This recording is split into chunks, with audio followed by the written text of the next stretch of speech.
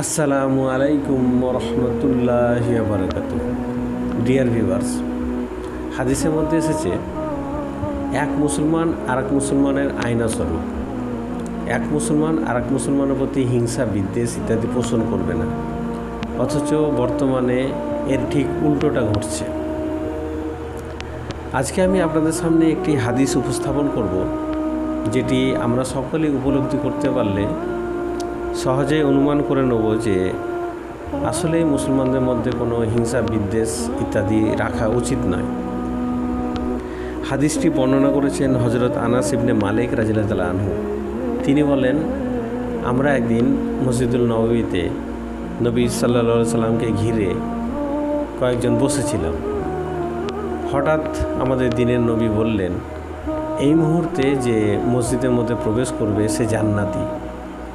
আমরা লক্ষ্য করলাম এক আনসার সাহাবী মসজিদের মধ্যে প্রবেশ করছে। তার বাম হাতে জুতো এবং সদ্য উজু করা পানি তার দাড়ি থেকে টপটপ করে পড়ছে।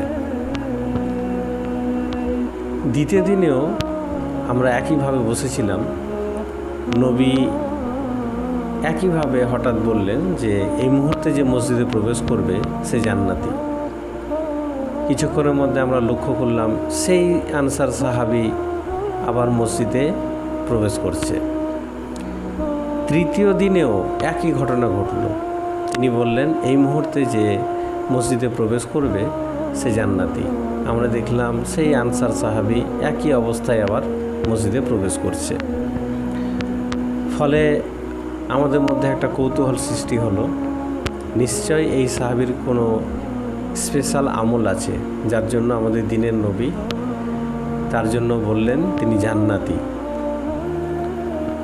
তখন তৃতীয় দিন যখন নবী আলোচনা শেষ করে উঠে দাঁড়ালেন, সকলেই বাড়ির উদ্দেশ্যে যাত্রা করলেন, তখন আবদুল্লাহ ইবনে আমর ইবনুল আস রাদিয়াল্লাহু আনহু ওই সাহাবীর পিছন নিলেন এবং কিছু দূর গিয়ে বললেন যে আমি আমার পিতার সঙ্গে একটু ঝগড়া করে এসেছি, তো আমি এখন 3 দিন বাড়ি যাব না ভাবছি। আপনার কাছে যদি 3 দিন থাকি তাহলে কি কোনো অসুবিধা হবে? তখন ওই আনসার সাহাবী বললেন, না না, কোনো অসুবিধা নেই, আপনি 3 দিন অবশ্যই আমার কাছে বা আমার বাড়িতে থাকতে পারেন, চলুন। তখন তিনি নিয়ে গেলেন তার বাড়ি। আসলে এই আবদুল্লাহ ইবনে আমর ইবনুল আস রাদিয়াল্লাহু আনহু দেখতে চাইছিলেন যে ওই সাহাবীর কি স্পেশাল আমল আছে।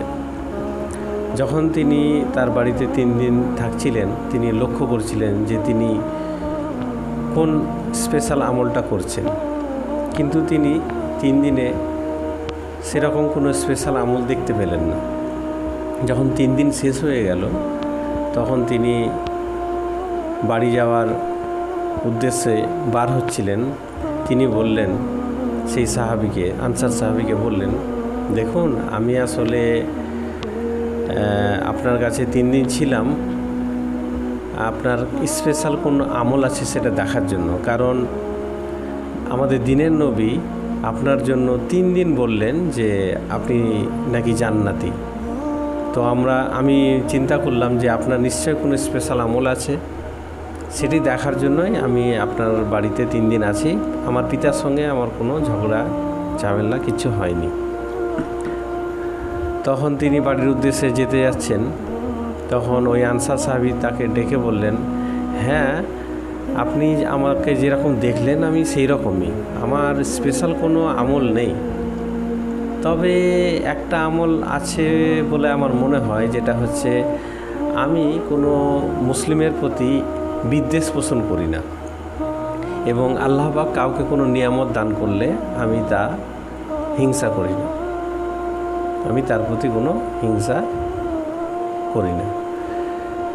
তখন আবদুল্লাহ ইবনে আমর ইবনুল আস রাদিয়াল্লাহু আনহু বললেন, হ্যাঁ এইটাই হচ্ছে স্পেশাল আমল যেটা আমরা করতে পারি না, এই জন্যই দিনের নবী সম্ভবত আপনাকে বলেছেন যে আপনি জান্নাতি। তো এই হাদিস থেকে আমরা এটা অনুমান করে নিতে পারলাম বা বুঝে নিতে পারছি যে আমরা যদি এক মুসলমান আর এক মুসলমানের প্রতি হিংসা বিদ্বেষ না রাখি, তাহলে জান্নাত পাওয়াটা কত সহজ হবে আমাদের জন্যে। আসুন আমরা এই হাদিসটি শেয়ার করে সকলকে জানিয়ে দিই। আজ এই পর্যন্ত বন্ধুরা, আসসালামু আলাইকুম ওয়া রাহমাতুল্লাহি ওয়া বারাকাতুহু।